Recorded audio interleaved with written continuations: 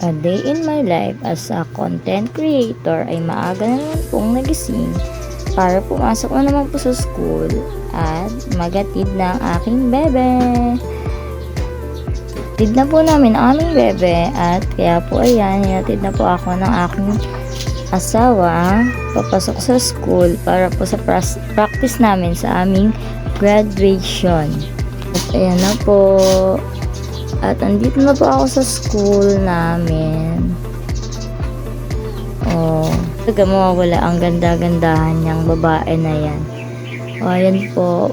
Pasok na po ako dito sa school. Ay, sarado pa pala. Ako na naman po ang nauna. Ayan. For the waiting po ang person sa labas ng room. Dahil wala pa po ako kasama. Ako pa lang po ang mag-isa. Lagi po ako na oo na.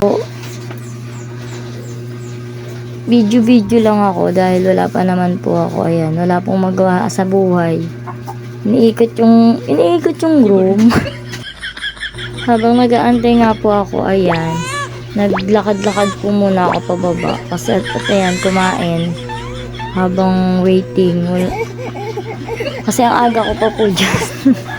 Ang aga sa school. Excited yarn. At ayan na po, medyo ng recognition namin. For the pila na po ang person. Ayan po, isa-isa na pong tinatawag ang aming mga classmate. And lang po muna. Bye-bye!